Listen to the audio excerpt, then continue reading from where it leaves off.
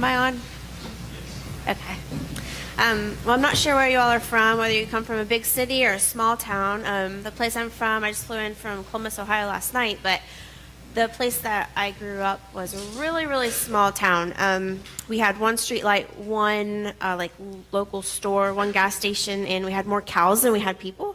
I don't know your family's background, whether you come from a big family, a small family, a single parent home. Maybe you never knew your parents at all. I don't know your values, your dreams, or your fears. We could be the two most different people in the world. But as I share some stories with you this morning, I think you'll discover that we aren't so different after all. I want you to begin by imagining with me a 12-year-old girl with long brown hair, hazel eyes, and a big heart, encircling the name Zach Morris on her left hand. There's 3 people that have seen Saved by the Bell here. That's amazing. Getting old. Well, every day after school, this girl, she would run up her gravel driveway to her house, throw her lunchbox on the table, and go to the freezer to get a big bowl of ice cream, filled to the brim with chocolate syrup, and she would carry that bowl of ice cream with both of her hands to her hot pink bean bag that was placed on the red carpet in her bedroom, and her walls were painted pink, and they were covered in posters of ballerinas, basketball players, and the new kids on the block. Hello, making a comeback. So as she grew up, she went to her desk, finished her homework, was off to practice for the 3 sports she played, and on the weekends she would go to her local church youth group meeting, then to her cousin's house to play Nintendo. So as she grew up, it was, she was involved in school. She had lots of friends. In many ways, she was like the poster child of her small community, a straight-A student, captain of 3 varsity sports, homecoming queen, student council president. She lived the perfect life. And at home, things seemed just as perfect. She lived with her mom and her stepdad. Her mom worked from home. They were super close. Her stepdad was self-employed, so he spent a lot of time with her doing father-daughter activities. And she also had a stepsister who was exactly 5 months and 5 days younger than her. They were best friends. They spent every weekend together. So as she grew up, it was like a perfect girl, a perfect life, a perfect family. Now I want you to imagine that same little girl sort of wishing that she were someone else.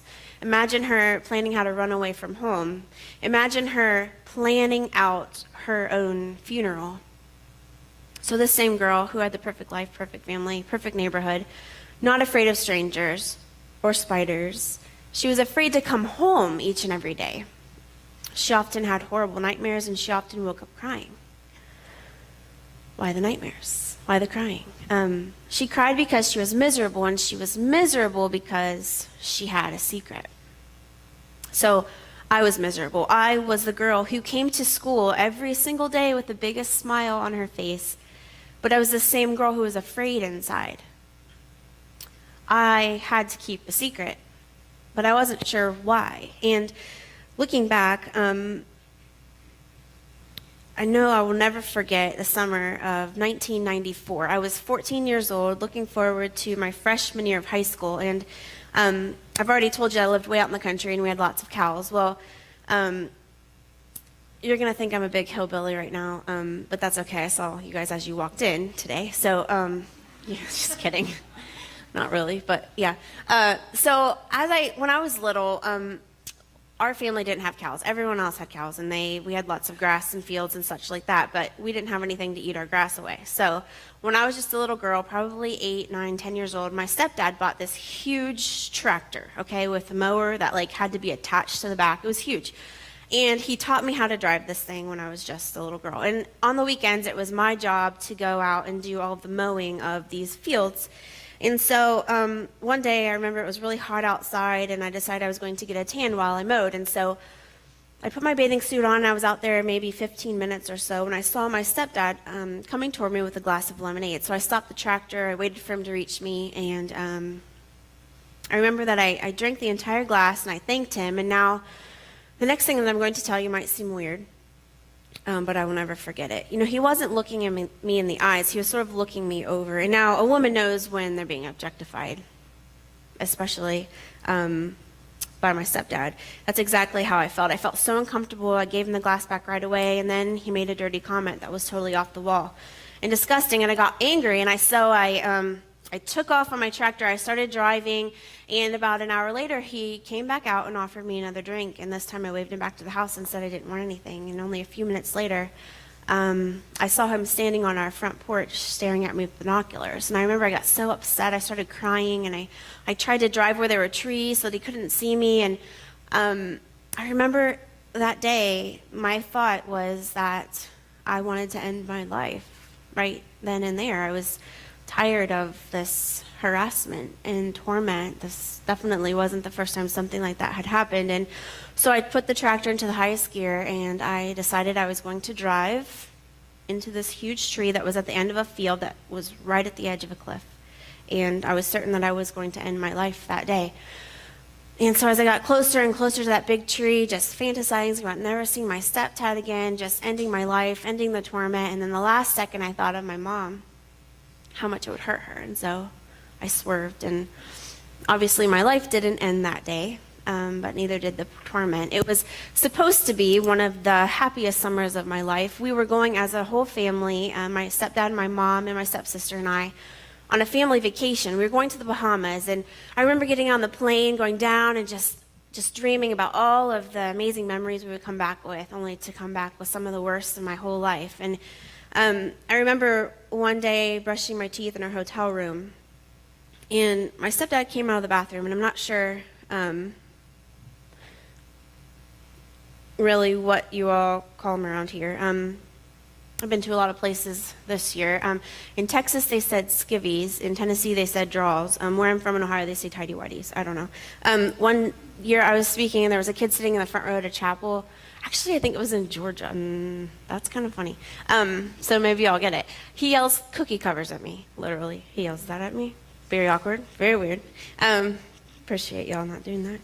And, but anyways, that was all my stepdad was wearing, which was, gross for me to begin with, but what was totally wrong was the way that, I was touched that night. And I realized that these two incidents that I've briefly shared with you might seem minor just in this setting, but for me it was a complete turning point in my life, marking a beginning and marking an end. And so, how did they bring an end really to my journey? Well, it was about a week or so after returning home from that family vacation. My mom and I, we were in the car, and my mom was asking me just different questions about really each other's day, and then all of a sudden it was quiet. I remember the traffic light turned red and the car stopped. And as we sat there waiting for the light to turn green, I kept imagining what it would be like to tell my mom about the things my stepdad had been saying and doing to me for so long. And then she began to share with me about her desire to go back to college, and that she had talked with my stepfather about this, and he became angry and violent, acting in ways he never had before, and she was so shocked. And she turned to me in the car and she said, "Has he done anything strange around you?" Well, I was unsure as to whether or not it was really wrong. No one ever talked about things like this, especially in families like mine when I was growing up. And I maybe even thought that it was all my fault, that I deserved it or asked for this. But I knew that if I were ever going to tell my mom, that this was the time. I remember the traffic light turned green, my mom hit the accelerator, we were late. It was so hot outside, I was sweating, my stomach was tied up in knots, and then all of a sudden I told her. She slammed on the brakes and pulled the car over to the side of the road, and for the first time in my life, I knew it was wrong. And she asked me if he ever touched me. I remember just sitting there in the car and having pushed this out for so long, but just having this flood of memories coming back. I just sat there and just started sharing with her, the answer to that question, did he ever touch me? Just a memory of our summer vacation just 2 years earlier before I entered junior high, another scene on the beach, another scene in the water. Just like the summer of '94, it was another family vacation I wanted to forget. A memory of being held in the water and being touched under my bathing suit. I remember his words, "Do you want to go up to the hotel room?" I said, "No, I want to swim." He said, "We don't have to tell anyone, just come on." I said, "No, I want to go lay in the sand." He said, "We'll keep it our little secret." I pulled away from him that day. He punished me by not speaking to me for the entire afternoon. did he ever touch me? I remember the same vacation, the same night, he told me he needed to get some things out of our van, and he needed my help. I went with him. I had no idea what was in store for me. It was just beginning to get dark, and he told me he needed to get some things out of the van, out of the cooler that was in the back. And so I hopped in the back seat. He hopped in the back seat too. He said, "Sit up straight and don't move around." Then it happened again with the touching, and then I just felt so scared every time, but he always said I was so special. He told me that if I loved him, I would let him.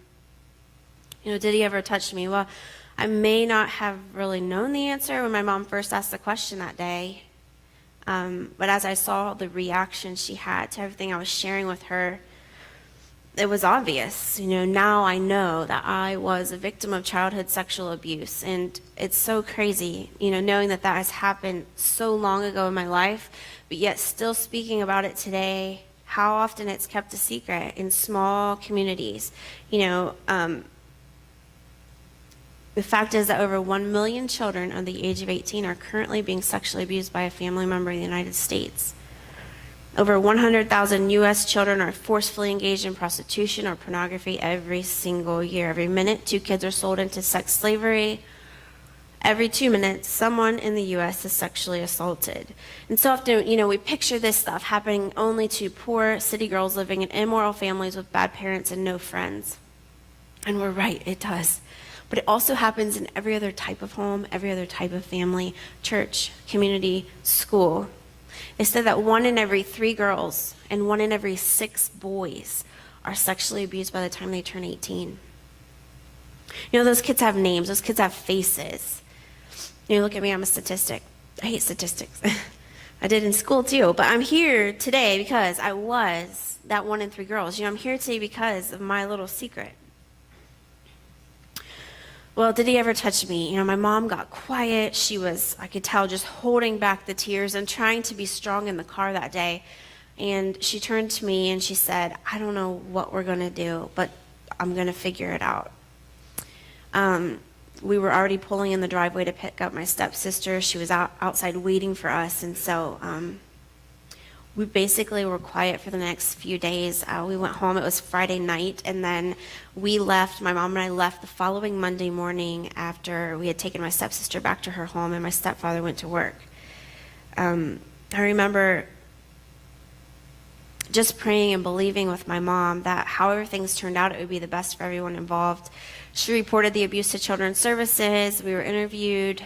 They told us to leave town for the night, and ended up calling my mom and telling her that he had denied everything. We were to go to court in a month, the very first day of my freshman year of high school. I tell you, the days that followed were probably the most frightening days of my life.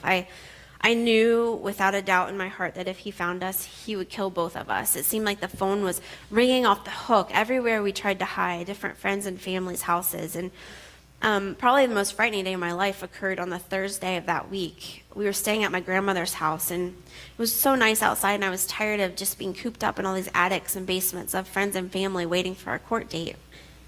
So I asked my mom and grandma if we could go for a quick walk around the block, and so they agreed. And as we were walking down the sidewalk, I looked up and I saw my stepdad's big blue van driving towards us on the street. And so I yelled at my mom and grandma to run because it was him, which, sorry, Grandma, but her running was really not on point. Like a dead chicken. I believe, without a doubt, my mom kept saying that God was going to protect us. God was going to protect us. And I believe that day he showed himself, because somehow my grandma kept up with us. It was crazy. And we ended up at the library, which was just around the corner, and somehow he did not see us, and we were safe there. The following Tuesday, we went to stay with some friends, and the father of the family took his 3 kids and me to a store. As we returned to their house, I had seen a police car leaving their driveway, and so he ended up passing the driveway, driving around the corner, and dropping us off at their grandparents' house. And I thought that was super weird, and so I ended up walking back through the cornfields by myself to see what my mom was doing and why this police car had been there. I knew something was wrong as soon as I walked in the door. My mom was sitting alone at the dining room table. She was super quiet, barely acknowledged me when I walked in. I said, "What's wrong, Mom? Why were the police here?" She said, "He shot himself." I said, "He's dead." She said, "Yeah." And I remember being so angry. I just ran around that house just screaming, "I hate him, I hate him, I hate him." I just felt so upset, so alone and lost that after nearly 10 years of being molested by this man and finding the courage to tell that he took this way out, that he would never face justice here on earth for what he had done to me. And though, my stepfather's death did bring freedom for me, it just did not bring me peace. I felt dirty, damaged, alone. I felt like everything was my fault. I was afraid of what people would think about me if they knew what I had been going through. And so it was then, exactly 1 week after I told my story for the first time, I vowed I would never tell it again at 14 years old. But I'll tell you, really, being set free from that, it felt like the end of my journey, but it was the beginning of my journey too. I went back to school. I was a high school freshman. My mom became a college freshman. Things started to get better for me, but, kids at school started calling me daddy's girl, and the flashbacks and the nightmares. And to this day, I still can't remember when or how it all really started. But I do remember when I was in 5th grade, there was a lady from the sheriff's department that came to our school and showed us this video about childhood sexual abuse. And I remember sitting on the library floor with all of my little 5th grade friends and my boyfriend, Chucky. And I remember thinking to myself, this really seems a lot like what's happening to me. Yeah. But I couldn't come to believe that something as horrible as they made that sound could happen in a family like mine. But I've been speaking about this issue for a number of years now, and I realized so many people place blame on the victim or even someone who's in an unhealthy dating relationship to allow it to continue, over a long stretch of time or for being silent, in my case for many years. But what they don't realize is that an abuser seeks control and knows exactly how to silence their victims. They convince them that it's their fault. You remember the pink bedroom with the red carpet? Well, it's right across the hallway from the bathroom in our house. And so after a shower, I would wrap up in a towel, run 3 feet across the hallway, be in my bedroom closet looking for something to wear, and I'd turn around and my stepdad would be in my room staring at me. And I would get so angry, and I would say, "What are you doing in here? Get out of my room." And he would say things to me like I asked him to come in because the door was not locked, it wasn't latched properly, or I ran across the hall wearing a towel, that these were signs that I wanted to come in. And I know it sounds so crazy to you guys, but hearing something like this, as a 6, 8, 10, 12-year-old little girl, but our stepfather, who she loves and trusts time and time again, I began to believe that he was right, that I had somehow asked for this or, deserved it. But for those of you who think that, I want you to know no one deserves abuse. No one ever asks for rape. My stepdad said he wanted us to be really close. He said, all little girls go through this. No one ever talks about it. He said it was our little secret. He said he wanted to be closer to me than my real dad was. He said he was teaching me. He said it was normal. He said he would kill my dog if I ever told anyone. My mom would get really upset. I would never see her again. I would have to live with another family if I told. He said no one would ever believe me because I was just a little girl, and he was a popular man in our town. I felt so tormented as a kid, wanting to tell, not knowing who to tell, not knowing if I would be believed, not knowing what would happen if I was believed, confused, afraid, silent. For me, it seemed there was no way out as a kid. But the reason that I'm able to be here today and tell you these terrible things is that I found that there is a way out. After an entire childhood just of torment and manipulation, I can honestly stand here at 34 years old. I'm a wife, I'm a mom of 2 boys, and I'm leading a worldwide ministry now. And I can tell you that I have found freedom and healing by the grace of God. And though I am a work in progress, I think healing from sexual trauma is a lifelong journey. But I think that telling my secret was the first step to healing. And I think that it will be that way for some of you too. Growing up, I always asked the question, where were you, God? I felt so betrayed by the Lord at times in my life, like he had turned his face on my suffering. But when I was 15 years old, a full year after my stepfather's death, I was invited by a friend to a church camp up in northern Ohio. And at the time, no one in my youth group, not even my best friend, knew my secret. I had kept it under lock and key for another year. And I don't know what camp's like these days, but the last day of camp, they had this time of open mic where anyone could come up and share like a verse or something cool that happened that week. One girl got up and talked about the boyfriend she found at camp. Girls are so weird. I didn't find a boyfriend at camp. But somehow I ended up walking up and I shared my story for the first time in front of about 300 kids. And that was super awkward. No one said anything. I went home feeling a complete idiot. And then the cool thing about the story is, and why I tell you, back in that day we had this thing called pen pals where you wrote with pen and paper. I don't know. You would fold it and put it in this thing called an envelope. You would lick it and then put like a square-shaped sticker on it. And it would take like 3 days to get someone a message.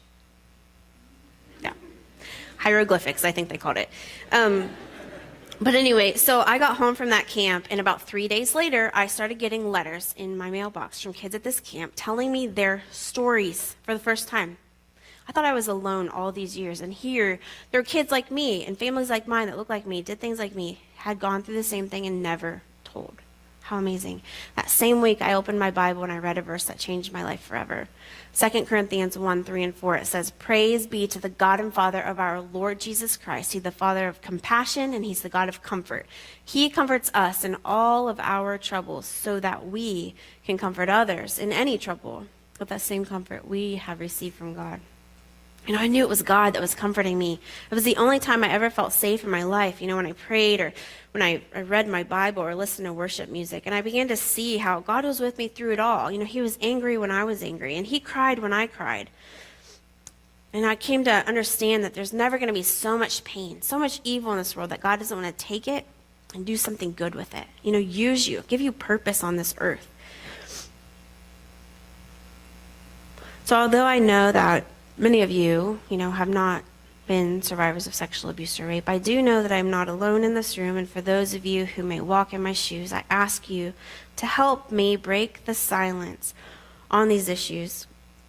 I think breaking the silence was one of the most courageous things I've ever done, and the other would be just choosing to work through that healing process.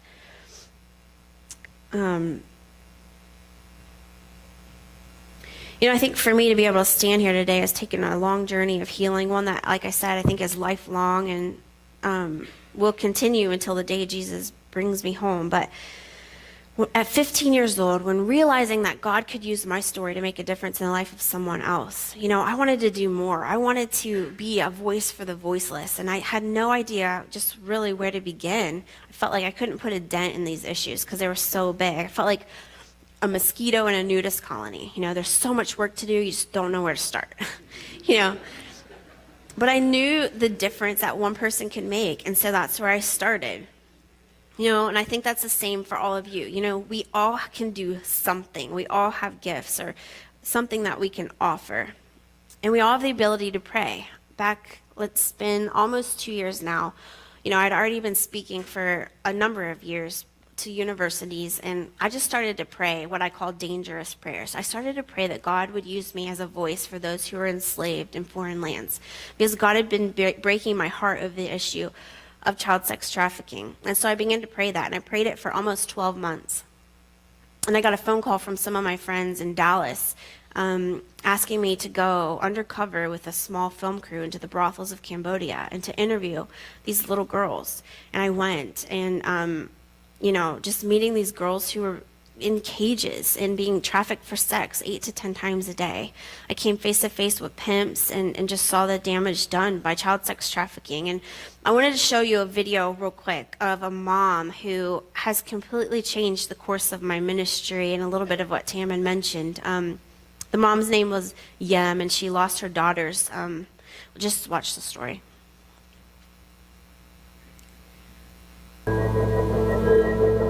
Yem, mother of 2, thought she found it.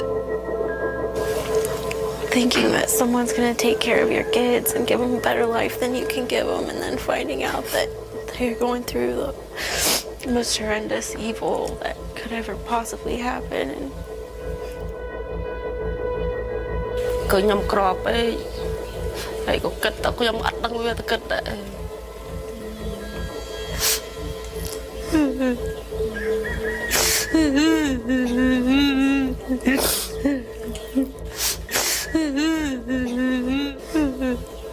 It was the promise of a life she couldn't provide. What it meant was letting them go. What it became was something altogether different. Her oldest managed to make it back home, but almost unrecognizable from the abuse, and in a condition which quickly took her life. Yem's youngest daughter has neither been found nor heard from again. Sex trafficking has completely ruined her whole life, her family. She has nothing. She has no children here. She has 2 beautiful daughters, and all she has is the pictures to look at. We have to help her. No mom should ever have to face this. This mom is living it. We have to help her.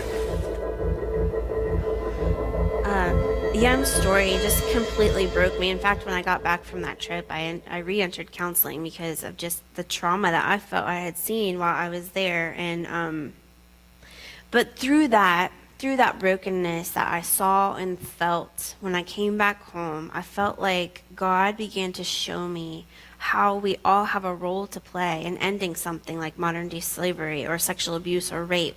You know, I began to pray and just receive vision from him of how, you know, if we could just beat the traffickers to a village like Yem's and teach them about trafficking, I don't believe Yem would have sold her daughters, you know, to tell her about the lies that they were trying to tell them, that we could save the lives of many girls. And so I started raising money, and for $3 I can buy a pair of shoes for a kid. You can show some of the pictures in these villages, and the whole family will walk or bike for miles and miles and miles just to receive a pair of shoes for their children because they have nothing. And then they will sit down and they will listen to me teach them about trafficking. And through that, I believe that we are just equipping them to be able to say no to these traffickers and drive them out of their village.